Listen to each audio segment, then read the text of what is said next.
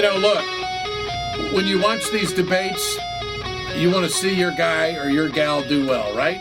Good to have you with us on this Thursday edition of Ed Schultz News and Commentary. I thought it was the best performance by both candidates last night down in Florida.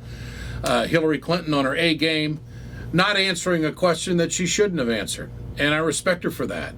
Bernie Sanders on his A game. And what I like most about Bernie is he said something that I've never heard a politician or someone seeking elected office say. He's dangerous. And he's not afraid to say it. When you look at the millions of dollars that are being tossed around in this election cycle, and you see what's at stake and what's on the line, when you tell Wall Street that you're not speaking and you don't have any transcripts and nobody's paid you $250,000 to speak and that you're dangerous, this is what Blankenfein has said about Bernie Sanders, and then he says, he's right, I'm dangerous. I mean, I don't know how much more affirmation you need about where he stands on what he's trying to do with our economy, and that's break up the big banks. And this is something no one is talking about, which I really do believe that Bernie and Hillary Clinton, for that matter, could outflank the Republicans on this issue. Okay, if you're not going to break up the big banks, and if you're not going to create competition, someone has to explain how access to capital is going to change in our country. You know, you can have the greatest idea in the world, you can be the most heartfelt, hard-driving worker in the world. If you don't have investors behind you, if you don't have access to capital via some kind of banking system or some kind of loan program, you don't have squat. You're working for somebody else. And the entrepreneurial spirit is something that Bernie could talk about. And the access to capital is a theme that I think the Democrats have got to jump onto. Donald Trump doesn't have any problem when it comes to access to capital, but the little guy does. And when you talk about income inequality, one of the reasons why we have income inequality in this country growing is because the options for people to really experience the entrepreneurial lifestyle and to go down that road is because they don't have any resources to get started. And when Wall Street controls the economy, they control who gets the chance. And so you could be the most highly educated person in the world, the most gifted person in the world, and be strangled by the lack of access to capital because you don't have resources. The bank just doesn't hand out money anymore. And I want to tell you something. I am so sick and tired of hearing about the Small Business Administration and what these jokers do. They're just as bad as the banks. And they're just as restrictive as the banks.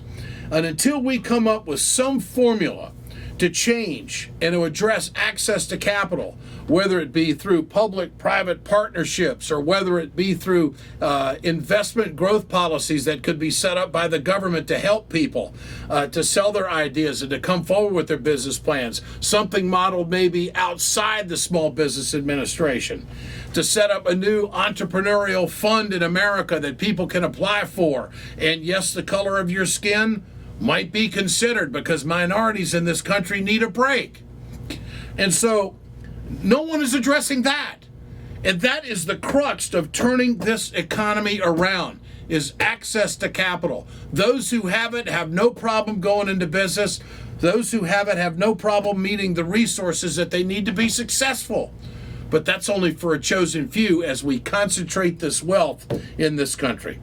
When we come back, manufacturing is a big issue. There's no question about it when it comes to the campaign. It's come up in the last 3 Democratic debates, and Trump, of course, is against the TPP. We'll talk about that right after this. But first, I want to tell you about a new company and a new sponsor and what I'm doing, and that is endorsing PillPack. Now, PillPack, I discovered it. It's a full-service pharmacy that takes care of everything for me, and they'll do the same thing for you. What they do is they pre-sort and deliver all of my medications and vitamins in these easy-to-tear packs, and they're labeled with the date and time of each dose. I don't have to worry about the antiquated dropping the pills into a pill box and then taking them on Monday through Sunday. And they've got pharmacists that are accessible to you 24/7. And I've accessed them, and they are terrific.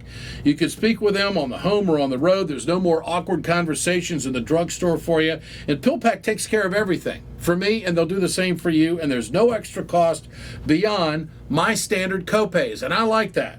Now, switching to PillPack, let me tell you how easy it is. And if you're somewhat conservative about your medications the way I am, you're going to want to have this all laid out for you, and they will do that. They make sure that the insurance was compatible before they transfer any of my medications to this system. It's really unbelievable. It's going to make your life a lot easier. I definitely recommend switching to PillPack. You won't believe how much easier things are going to be for you. PillPack.com. Sign up today. Alliance for American Manufacturing, BioGreen Clean, the iSafe team, and PillPack bring you Ed Schultz News and Commentary. We're right back. Stay with us.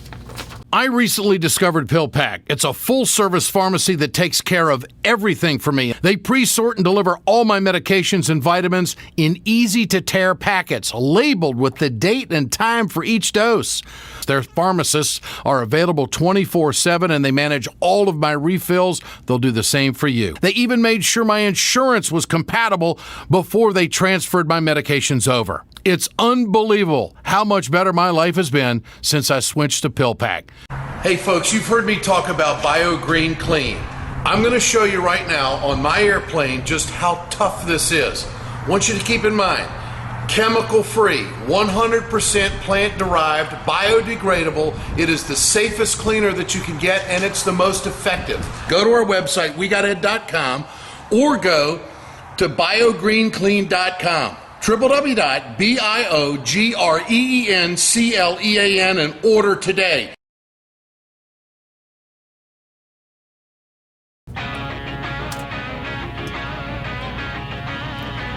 The newly elected Premier of Canada, Mr. Trudeau, is in town. Good to have you back with us on Ed Schultz News and Commentary. Let me read you this, which caught my attention. This is from a member of the administration, Susan Rice. In dealing with the Trans-Pacific Partnership, trade, of course, has really propelled Donald Trump's campaign to the independent voters. And also, we all know that Bernie Sanders is totally against it. Hillary claims she's against it. But Susan Rice says the president remains fully committed to working to achieve ratification on the U.S. side and encouraging all of our TPP partners to move through their domestic processes to do the same, Rice told Reuters in an interview on Wednesday. Now, this is interesting. Not the entire, but the majority of Democrats do not want this trade deal. The president wants it, so he's against his party. And if you believe the candidates who want to be president next year, three big ones, Donald Trump, Hillary Clinton, and Bernie Sanders, say that they are opposed to the Trans-Pacific Partnership.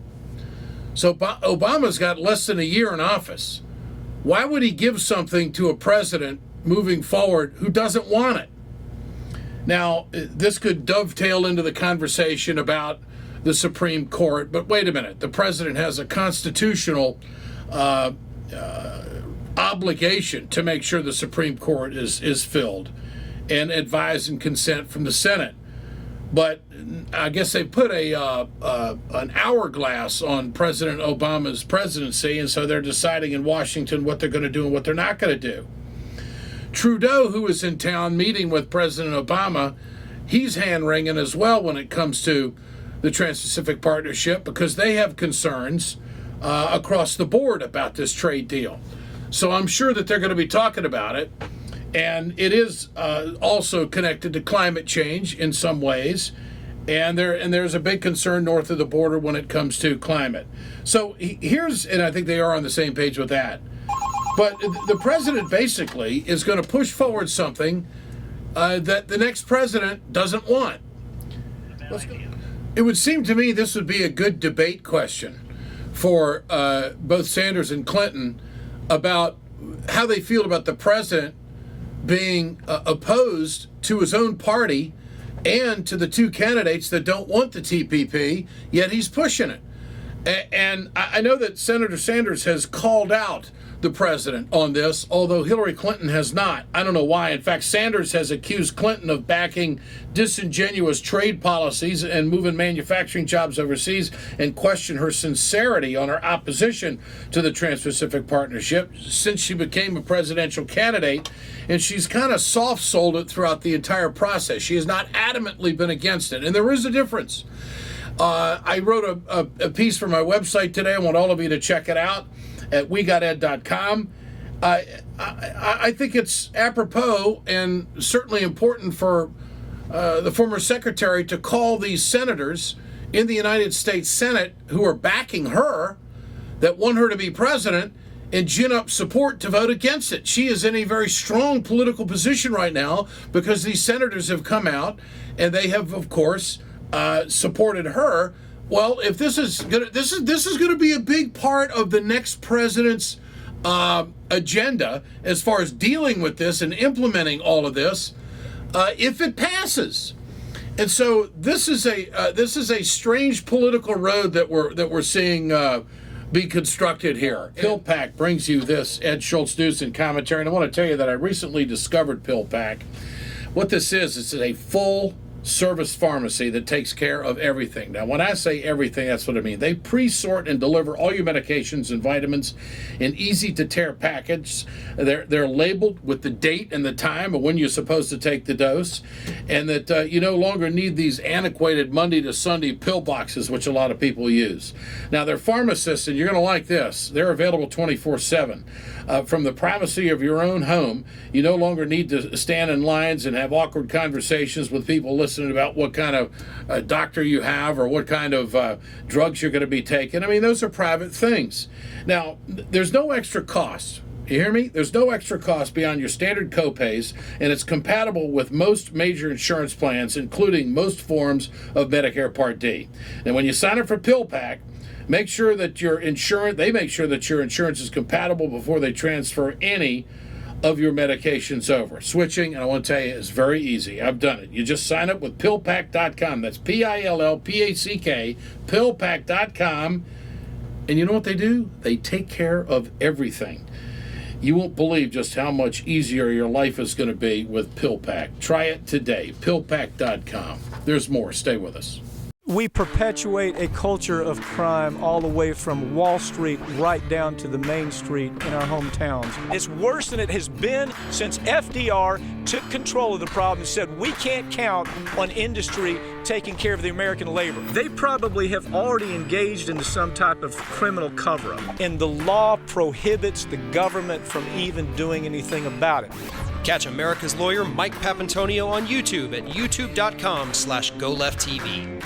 It's time to continue our conversation about mechanical insulation. Mechanical insulation is for the piping systems in our nation's commercial and industrial facilities. Facility owners are burning up billions of dollars through the lack of mechanical insulation on these piping systems. Call the iSave team. Insulation saves America valuable energy, and this team of energy conservation specialists is shovel-ready to save you money. Visit iSaveTeam.org to have a specialist give your plant an energy audit. They're all talking smack down in Florida. That's where all the Republicans are. They can't get enough of it. And the poll is very interesting. Trump now leading Marco Rubio by just 5 points. Rubio's got the Rudy Giuliani theory here. If he thinks he can win Florida, he can win everything. It is his home state. If he loses, he's out. If he wins it, obviously he's going to use that as a lifeline to get more super PAC money and try to stay in this thing, which is going to gum it up even more. There's so many things happening on the Republican side, but I do know this. If Trump wins Florida and he wins Ohio, there's going to be a lot of folks that are going to be stepping out, and that'll give Cruz and Trump a chance to go head-to-head, and maybe something will happen at the convention. I hope Rubio doesn't get in. He really showed his cards, his immaturity, his lack of leadership, and his juvenile approach with the hands and the body parts. What is that? Rubio could have taken the high road, and he didn't do it. He simply is too young. He's too immature. He's got a short fuse, and he's not presidential. And I hope he doesn't win Florida. This is Ed Schultz News and Commentary, brought to you by Communication Workers of America, Alliance for American Manufacturing, BioGreen Clean, and the iSave team in PillPack. We're back tomorrow.